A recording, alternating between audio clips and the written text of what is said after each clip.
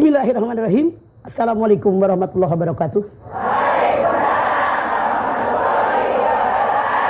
Alhamdulillah dzikrihi tatma'innul qulub bi fadlihi tubbaru dzunub. Asyhadu an la ilaha illallah al-khaliqul ma'bud wa asyhadu anna Muhammadar Rasulullah shariful maut. Wa shalawatullahi wa salamuhu ala sayidina Muhammadin wa ala alihi wa ashabihi wa ahli taqwa wa ma'rifatihi wa man tabi'ahum bi ihsanin ila yaumiddin. Kuburan belum kering, udah berebut warisan. Saya yakin kasus ini bukan hanya cerita. Kenapa? Karena manusia menyukai harta, menyukai kekayaan. Wajar. Tapi apapun yang terjadi, harusnya ini yang dipakai terlebih dahulu. Itulah kenapa di dalam Al-Quran masalah yang lain global, garis besar. Aqimus sholat, dirikan sholat. Nabi yang menguraikan jadwal sholat, rakaatnya, gerakannya, betul? Wa atuz zakah, keluarkan zakat. Nabi yang menguraikan zakat harta sekian, zakat perniagaan sekian, pertanian sekian. Diperintahkan untuk haji global, Nabi yang menguraikan dari A sampai Z. Tapi masalah warisan berbeda.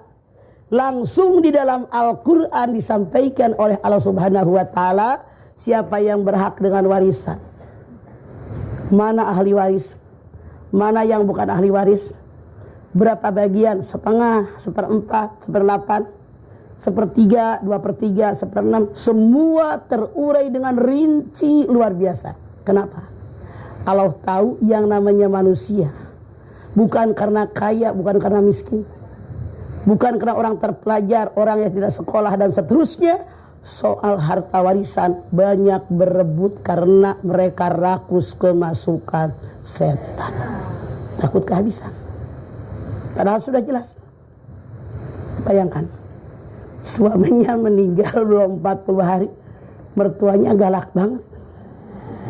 Kalau melihat di dalam Al-Quran, suami ini meninggal dunia, tidak meninggalkan anak, istrinya dapat 1/4. Yang 3/4 buat siapa? Ibunya dapat 1/6. Ayahnya 1/6. Sisanya buat siapa? Saudara kandung dari suami yang meninggal. Udah jelas apa diminta. Dan itu mobil bukan punya bapaknya, orang mereka nyicil. Tapi itulah harta, berebut, berantem gara-gara harta. Anda lihat tidak sedikit cerita, gara-gara warisan saling bacok, saling bunuh, saling teluh, masuk ke pengadilan. Saudara sekandung yang harusnya akrab, silaturahim dijaga, saling bermusuhan gara-gara warisan. Punten, saya sering menyelesaikan. Orang kaya, pedagnya orang tuanya udah ngebagiin rumah anaknya seorang 2. Jangan disebut daerahnya. Anaknya dikasih seorang 2 rumah, toko seorang 2, mobil seorang 2, udah dirapihin, dimodalin sama bapaknya.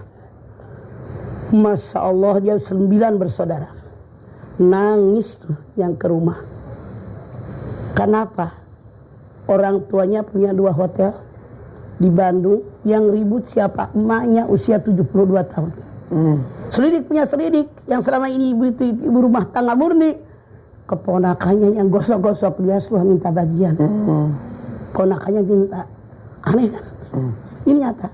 Contoh, ini ada 3 bersaudara. Laki-laki paling gede, dia S-nya banyak, pejabat, orang kaya. Adanya perempuan 2, sederhana hidupnya. Orang tuanya meninggal dunia, saking rakusnya setan. Punten, dalam tanda kutip. Harusnya abangnya ngurusin adik-adiknya, ngebagiin adik-adiknya. Dasar setan kuat menggoda manusia. Abang yang kaya raya, yang pejabat tadi, bukannya melindungi adiknya, dia kirim truk, sopir truk ke rumah orang tuanya sama 2 orang kuli, diangkatin lemari butut, tempat tidur jelek, kursi makan yang udah jingjet kakinya sebelah nggak ada. Ini jual juga nggak laku. Padahal kalau adanya pak, bawa kan lumayan. Kenapa? Dia puas, saya pemenangnya. Karena dia ngikuti rayuan iblis. Tuh, Ingat, ya Allah, tahu persis saya karena banyak yang curhat. Ada orang tuanya nggak ninggalin apa-apa, rumahnya jelek, butut, kecil. Dia tidak bersaudara. Karena abangnya ini nikah, tinggal di situ sama orang tuanya. Adiknya kerja di luar kota, kos. Ibunya meninggal, adiknya yang 2, belum ada cerita apa-apa. Memusuhi abangnya. Dimusuhi abangnya. Saya bilang, udah kamu keluar. Jual itu rumah berapa harganya, kasih adik-adik kamu. Masya Allah, inilah warisan. Mau banyak, mau sedikit, mau tidak punya apa-apa, tetap berantem. Makanya boleh sebelum 1 tahun segera bagikan harta waris. Lewat 1 tahun bahaya, silaturahim bisa putus, kekeluargaan bisa saling bunuh dan seterusnya. Apalagi kalau ada ahli waris yang dalam notabene orang miskin, dia sangat mengharapkannya. Ini makin semrawut. Rumah tinggal orang tua yang hak bersama, ada anaknya tinggal 1 di situ. Kadang-kadang kata kakaknya, biarin deh si adik sampai punya rumah tinggal di situ. Dia tidak sadar anak-anaknya merasa itu milik bapaknya.